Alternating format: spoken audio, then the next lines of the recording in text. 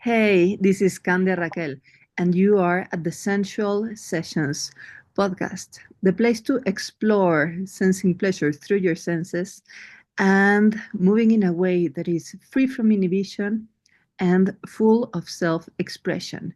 If you're ready to get these episodes delivered weekly on your inbox, please go to my website to subscribe at candiaraquel.com, which is my name, or www.candiaraquel.com. So today we have a very special guest. This is Tania Llambellis, also known as Dania de Marcel, and she's a dancer, she's a somatic movement expert, and she's also a sensualist. And I am very excited to have her on this episode to ask her about the quest of the 3 hour orgasm. Welcome, Dania. I am very happy to have you here. Thank you for the invitation. It's my pleasure to join you. So, tell us how this idea of having a 3 hour orgasm sparked your curiosity. So I was in Los Angeles in I believe it was the early 90s. I had just finished my undergraduate degree. I was working for the Los Angeles Opera and met a woman who took me to an esoteric bookstore in Los Angeles. And we were looking at different books. And so she picked up one book by Mantak Chia. And she said, as she was leafing through it, is like, did you know that with the techniques in this book, you can have a 3 hour orgasm? And the idea of that just really inspired me. And she mentioned the word tantra. And so that began my quest. I said to myself at that time, I don't know what this tantra is, but in this lifetime, I'm going to find it and I'm going to have that experience. And so it took about 2 decades to actually find the path. But once I did meet my first tantra teacher, Evelina Rose, I knew that I had arrived on my path. I knew that tantra is my home, and that's still true. Tantra is your home. Isn't that somehow Tantra is the home for all? Because how wouldn't it be? How wouldn't living life at its fullest not be our bodily claim? Because like we see wild animals, and I remember Chogyam Trungpa, a Buddhist teacher, that said to be there to be like a tiger in the wild. So isn't that the call from our flesh? And perhaps it's like destabilizing to even ask oneself about that, because we live somehow caged in our culture, and it's not like we have freedoms, we have lots of privilege. Like you can have soy milk, coconut milk, almond milk, like that. We have an amazing amount of privileges, but at the same time it seems that we live inside a cage that comes from inside us, and oftentimes we find ourselves caged in the place where we should be the most expressive and free, that is on the bed, on intimacy. So the thing is, how come we can be so restricted? How come this 3 hour orgasm is something that surprises us, and something that is not like, of course, I have had like 20 of them on the last month. So, what do you think is what, because orgasm and pleasure is something that happens in the body, in the flesh. And at least in my experience and in my research, orgasm happens in its fullest expression when it's not forced, when it's not strategized, and even when it's not aimed for, almost as if it was a gift from the flesh that you can count on. Like it happens naturally, like health. It's something there. So how come if orgasm and arriving to epic climax is something from the flesh, something natural, we struggle so much, especially for women. Like it's we women have some challenges to reach even like a 1 second orgasm. So I would, I what would, is the I, problem? I feel that part of what I observe in the classes that I teach, because I am a neo tantra educator. I also teach dance classes and I also teach yoga. And I think that people get used to not being connected with their own body. And just let's just take the breath, for example. Let's start with the breath, one of the most important principles in Tantra. We work with sound, our own breath, and our own movement. And in society, we tend to navigate with a very shallow breath. So I find myself Mm. saying that, and I just want to take a deep breath myself. Yeah. Um, so we're cutting ourselves off from breath. Literally, there is less oxygen circulating on our inside than there could be. I also think that people don't stop enough to smell the roses. That's a phrase we have in English, to stop to smell the roses. That sometimes a flower can attract your attention so much that no matter where you intend to be, you just have to stop and smell the perfume that a flower emanates. And that's how I see living tantrically, being living life in a more tantric way. Um, Maybe the clothes that we wear are too constricting and it's cutting off sensation.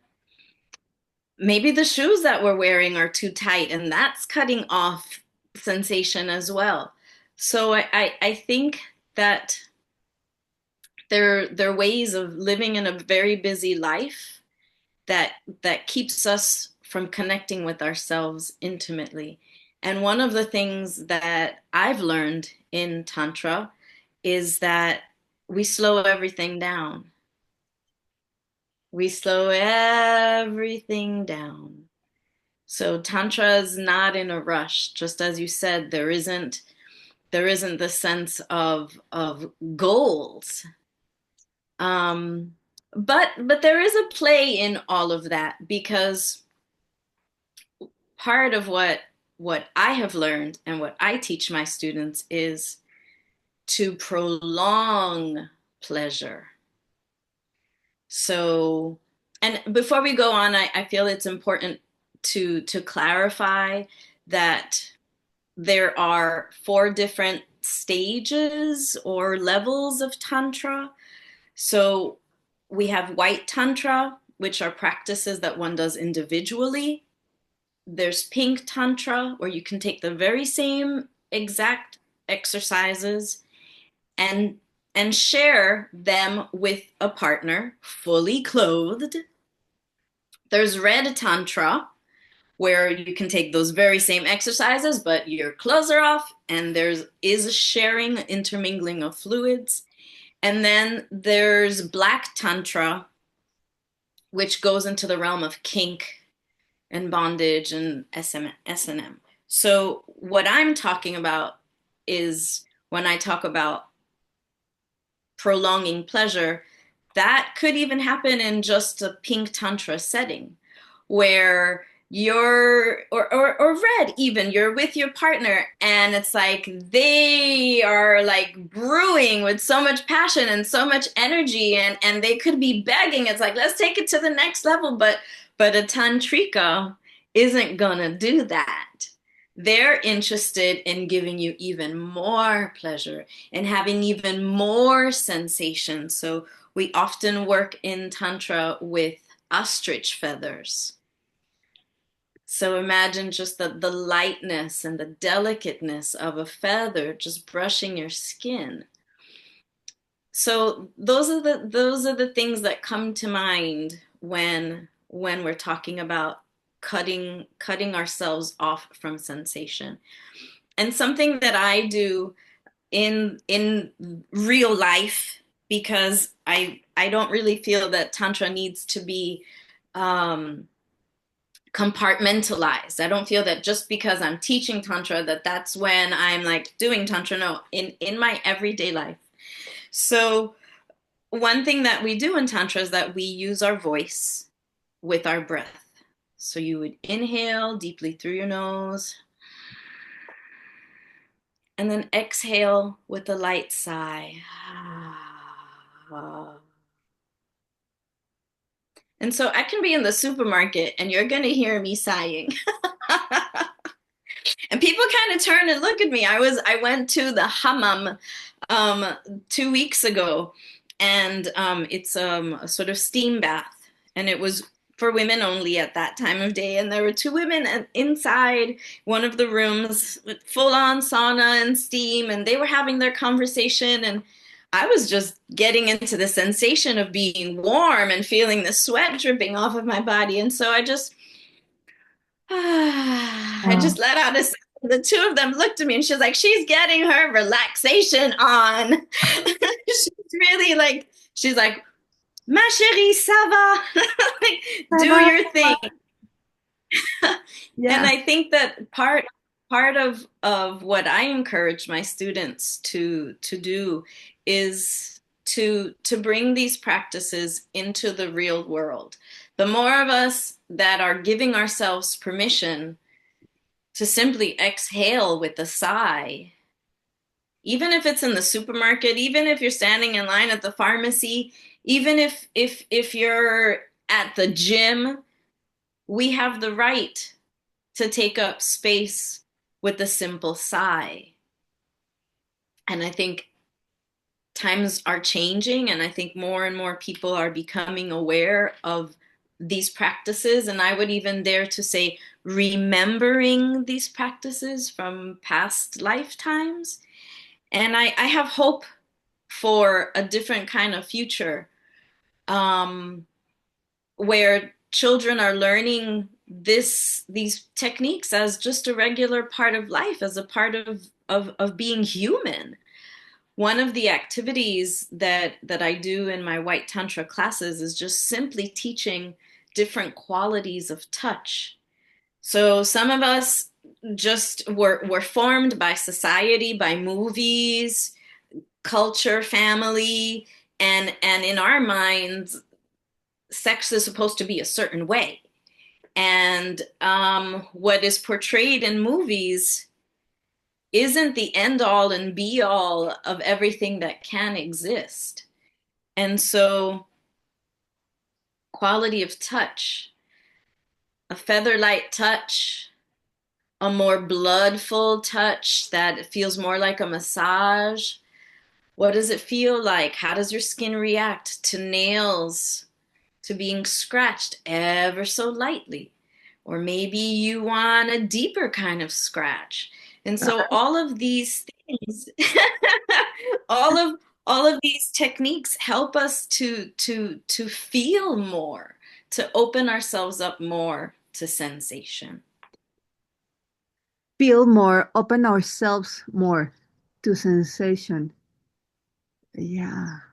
Sounds like that's the secret, or almost, or maybe a secret of Tantra. Feel more open, to sense more, to feel more. Because You and the couple ladies have the same body with the same possibilities, same nervous system, same skin, same intelligence, same moment in history, and especially same context for delight and pleasure, the sauna. But they were having a good time, like friends. I can feel that they were having their own kind of pleasure, and they were focused on something else. But you were available to welcome the pleasure that the moment offered to you, and you welcome it, you took it in. And that's a little bit like what I say about the cage. Like, we have been born with this glorious body, but we wall off from the possibilities. And I love to have this perspective of the different layer levels, or maybe even layers of tantra, like white tantra, pink tantra, red tantra, black tantra. And even when one is yearning to jump to the next stage, practice also the the delaying to scale, and practicing detailing what is already there. Like, okay, how about I keep on practicing myself and really see how deep can I go in the white tantra practice just with me.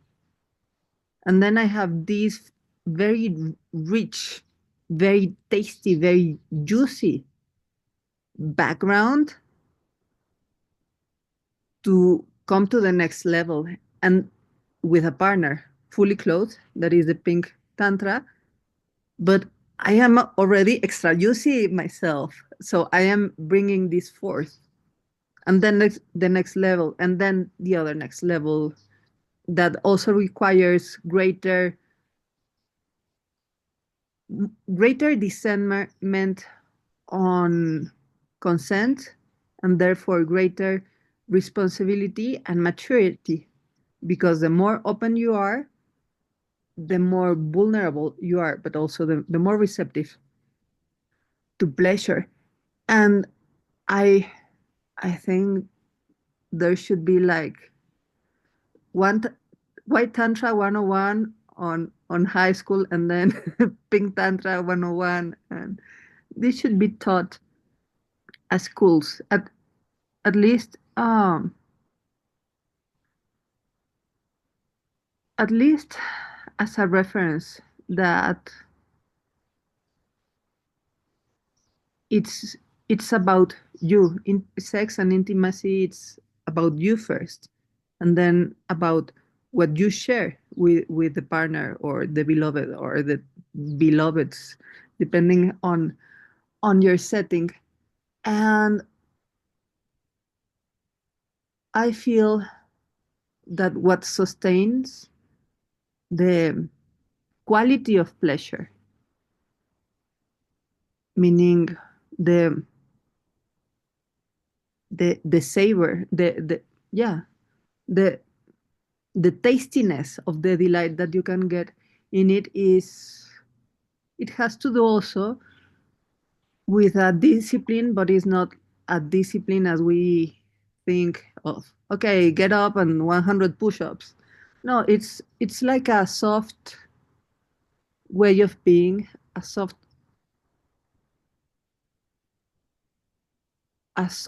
recognition of our sensuality, and a refusal to relinquish our birthright to delight. As you walk on the supermarket, pushing your cart and choosing which milk of the 25 milks you want, and sighing and noticing, my glutes are kind of doing its thing as I push the cart, and then being at the sauna, and a sigh, and delighting in even in your McDonald's hamburger, like, oh, this is so greasy, or whatever. Like, why wouldn't we fully welcome life as it presents? It's such an improbable and ephemeral gift to be here now. Why wouldn't we fully live our lives, taking in as much pleasure as we can? Because I feel that also this tantric practice is truly empowering, because it's about refining the connection with our life force, with our libidinal potency, which is actually the fuel to stand your ground and be strong when there are harsh political times and apocalyptic environmental problems and stuff. Which brings me to the ancient practices of Tantra. Like somehow our mothers, grandmothers, great grandmothers, and blah, blah, blah, blah, very, very back along the line, like they didn't have aspirin, and they found a way to have the lineage flow forth in a way that we are here now. So they Right. must have been in touch with this vital primal force that is pleasure, that is the potency, the creative potency of sex. So, what's your take on ancient tantra and neo tantra? Um, I don't have a teacher from India, so it's hard to answer that question because what I know most is neo tantra. What I would like to speak to, however, is about pain Yes, and also permission. yes, So if we have experienced trauma, and in particular sexual trauma in our lives, that will contribute, not always, but typically it's not unusual for people to make the choice to cut off. It's like that, I don't want to feel anymore. It's already been so painful. I can't go there anymore. And so there's a shutdown. And as you said, we do build walls, right? There are these limits that we create. And so part of the reason why I say that Tantra is my home is because it taught me how to respect myself when I didn't even know that was something that could happen. I wasn't taught that. I wasn't raised that way. So after I experienced the molestation that I experienced as a child, that kind of did something in my brain and taught me certain things. And so it was Tantra that became the new compass that's like, wait a second, I do have the right to say no. And I think for women, that can be very challenging, especially mothers who are like constantly giving, constantly providing for others. It's like, I have the right to say no. And that, just that in and of itself is empowering once we realize that and we actually act on it. Because some of us are, or we're taught like, you don't say no. But that, when you don't say no, you learn that really what you're doing is disrespecting yourself. And so there's this practice of, when we're in a tantric setting, of listening. And it was, for me, it was just revolutionary to hear my teacher, Evelina Rose, discussing the time that it takes us for that request to arrive at the depths of us. And then for that answer to come back up, so that we know, am I a yes to this, or is that a no? And the beauty of the no is that, okay, there are new doors that have to present themselves because we've now made a choice not to go through door X. And so I think that's really important, this listening and honoring ourselves. And then there's another piece to white tantra, which you kind of touched upon, but I'd like to go a little deeper, which is this idea of self-pleasuring. So in the white tantra, we have the right. It's our birthright. But again, you asked, like, why are people cutting themselves off? And I would point at a certain church on the planet that Yeah, is definitely. a huge real estate owner all around the planet.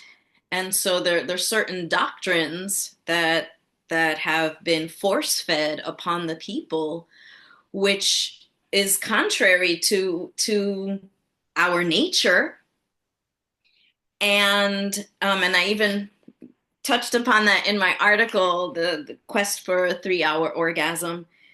And so we have to come to a place within ourselves where we know unequivocally that pleasure, we have a right to experience pleasure. And for different people, that looks like different things. For me, pleasure has a lot to do with water. And I wanted to make sure to share that in this interview, that there's simple ways of reclaiming pleasure in our life with regards to our senses. And when you're washing dishes, before your hands even touch like soapy water, take in the pleasure of feeling your hands submerged in warm water.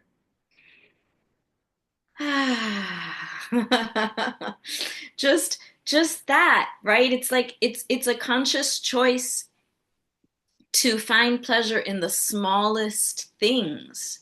And I feel like that is what amplifies our capacity to expand into even greater pleasure.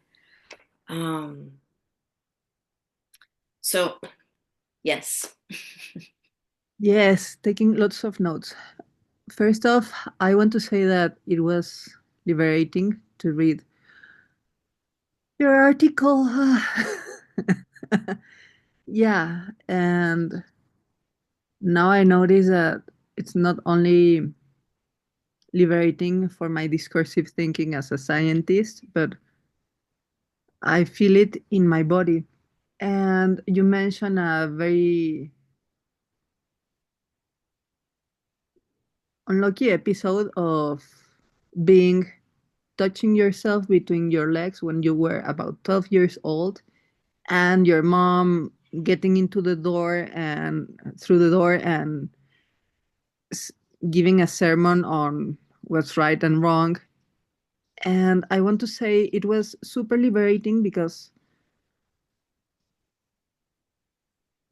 we can sense pleasure with very nuanced input, like washing the dishes, but also with a very nuanced transgression of our boundaries.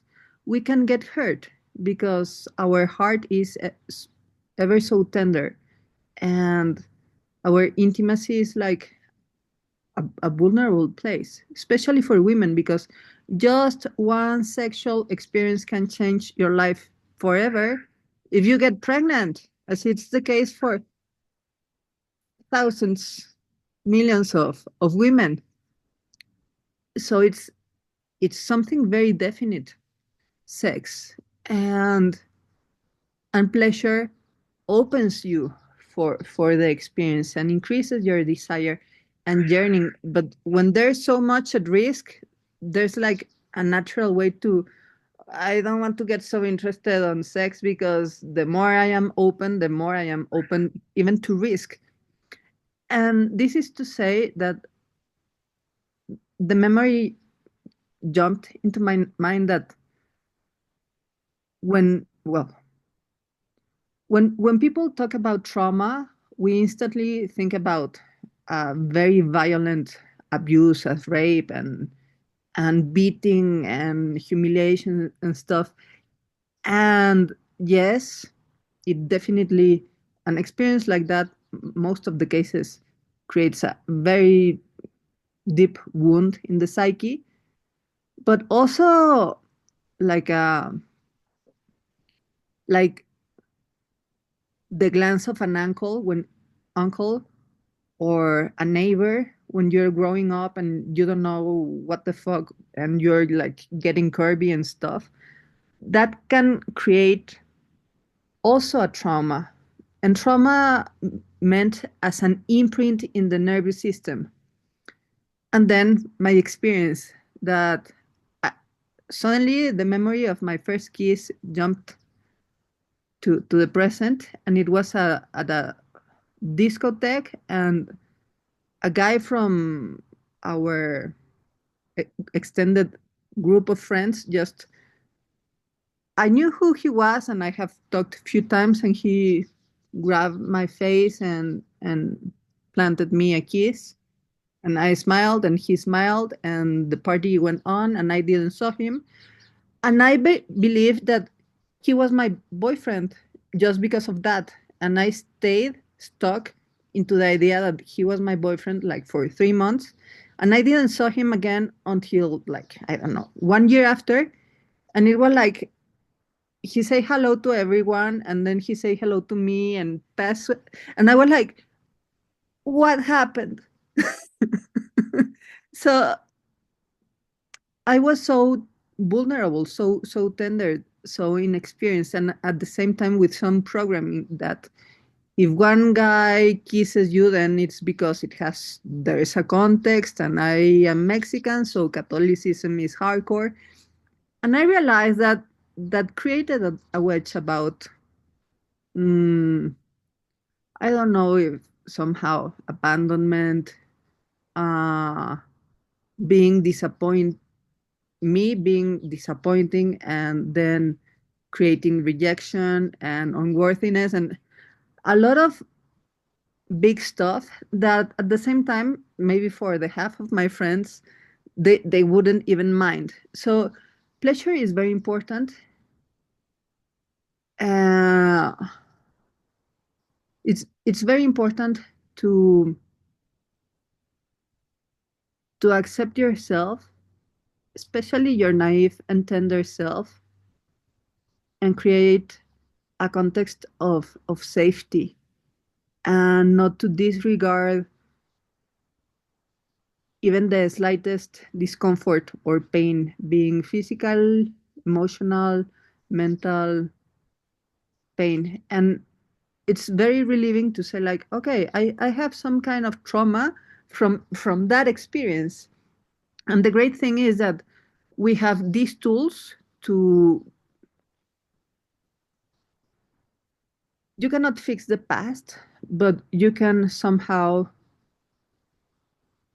create the parts that you were missing. And I love this sequential approach of tantra: white tantra with you, then pink tantra with your partner fully clothed, and then the same thing and even arriving to intercourse without clothes in red tantra, and then going to the limit in black tantra. So it's about elaborating on the journey and delighting in the journey. And we are very educated on being fast and furious to the goal, like in the Olympics. And I love that this tantra approach is that okay, you want to jump into the next state, and you deliberately delay going further in order to go deeper. And that is so intelligent because I can see pleasure bursting in that delivered delay, like almost as if not arriving was a goal. Mm. Because when you arrive to orgasm, then things change, especially for men. But by no arriving somewhere else, you are like deepening into the arrival of the present. Absolutely. Yeah. So, in order to wrap up our last question, um, I feel more inspired towards sexual pleasure when there's a partner, someone that I like. And I was talking with friends the other day at a cafe about masturbation techniques and a very great educational website for, I don't know the university, but it's called omgyes.com. Oh my God, yes.com. It has 3 seasons. Like, I should be an affiliate because I fully recommend it. And I bought the 3 seasons and I haven't been able to finish them yet because of that problem. I am more like, I relate my intimate pleasure a lot to the love for someone else. And I find challenges like, okay, yeah, I practice with myself and I have a feminine sexual alchemy practice that try to keep consistent, but it's not the same motivation. And I feel there's a huge Mexican, Hispanic, Catholic component of an imprint that says women only have sex with their husbands. Like feminine pleasure is bound to someone outside. And therefore, like it's often challenging to take pleasure, my own pleasure, in my own hands. So I would like to ask your take on that, if you have heard something about, and if you have some advice for other women in the same situation, and that are as interested and as I am into experiencing a 3 hour long orgasm with or without the beloved, to not be dependent on a guy. What I would suggest in that case is something that I did when I participated in a workshop. It was an online course that I took, and it was all about basically white tantra practices, but lots of like breast massage and yoni egg practices. And so what I found that helped me, because basically what it is you are your beloved in that case when you're going to work on self-pleasuring techniques. And so what I liked doing is making this wonderful drink that I used to drink at a taqueria actually in Berkeley, with it's berries and rose water and a little touch of lemon and honey. And I only made that for my self-pleasuring practice. So I have to have something delicious. I made sure that I had nice music playing, that the lights were just right. So like create that atmosphere for yourself. And another suggestion could be, as we do in yoga classes with the sankalpa at the beginning of classes, like what are you dedicating this practice, this yoga practice that you're going to do this hour long on the mat? What do you want to dedicate that energy to? Is there something personal in your life? Is it for someone else in your life? Is it for the world? I often, when I'm practicing yoga, I dedicate my practice to peace on earth, because I feel that's important. And every little bit that every person on the planet, excuses me, adds to that to that objective, we might just see peace prevail on earth sooner. And so you can create a little altar for yourself, very, very simple, but know that create an atmosphere where you feel like, okay, now I'm stepping into this other realm that is about permission and yes. And I'm going to dedicate this self-pleasuring practice to the liberation of more women on the planet so that they too can give themselves permission to self-pleasure. But I understand that having my family's from Puerto Rico, and so there were similar cultural structures about what is permitted and what isn't permitted, especially for girls. Girls get less permission than boys in Latino culture. But it's really up to us to make that choice. And I know that it can be difficult to keep that dedication, but at the end of the practice, you will be receiving pleasure. And so it's sort of like it sort of snowballs, right? It's like, okay, well, this week I did this practice for myself. I feel great. And so the pleasure will kind of push you towards wanting to continue your pleasure practice. But I think it's huge. And something that I find interesting about French culture, because I live in France now, is that you will often hear the French people saying, "Je vais me donner du plaisir." I'm going to give myself the pleasure, but it's often associated with like having a glass of wine or eating something really rich and delicious. But what's there to say that self-pleasuring can't be part of that? I'm going to give myself pleasure.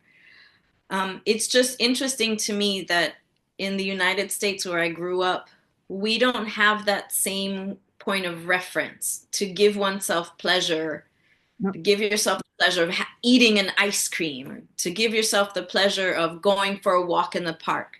I find it interesting, a different cultural perspective on pleasure. Yeah, I love this to give oneself the pleasure,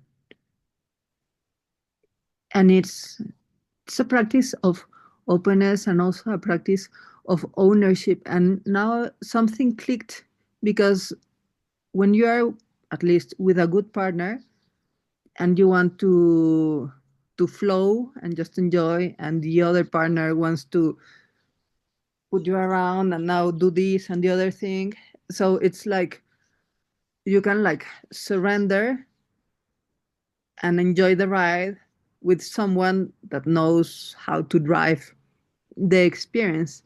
And that was something that I feel that was my inner conflicts, that I didn't knew how to do both. And you have just shared how to do exactly that. Like, make sure to create the safe container, an inviting context, that you prepare for it with a beverage, a special beverage, like the element of ritual that is only for that occasion, that helps you to shift state from answering emails to opening up for the nowness of sensitivity, and making sure the temperature is right, and that you have like this this inviting atmosphere. And with the practice, pleasure will arrive, like pleasure will take you over. So yeah, I am loving this like frame to experience white tantra, and also to know that that's exactly the same that you do, but with a partner, with closest, and then without closest and intercourse, and then to the edge. So yeah, giving yourself the pleasure. Je vais me donner le plaisir. Really, really, really great inspiration and advice. Thank you so much, Tania. So tell us, how can we learn more about what you're doing? I'm on Instagram, Dania de Marseille _ Tantra. I mostly post when I'm teaching on there, when there's different activities that I'm participating in. I'm also on Facebook, Dania de Marseille, and on Linktree, if you want to see my all of access everything that I do in one place. Great. Thank you so much, Tania. It's been a real pleasure to have you here at the Sensual Sessions Podcast. And thank you so much, Sensualist, for being here. Go follow Tania Llambellis, also known as Dania de Marseille, in Instagram with Dania de Marseille _ Neo Tantra, and also on Facebook. And if you're ready to learn more about how to come into your sensations, grab the free guide to awaken sensuality in my website at www.candiaraquel.com, which is www.candiaraquel.com. See you next time, and until then, remember to take the time to sense your fire so you can share your flame.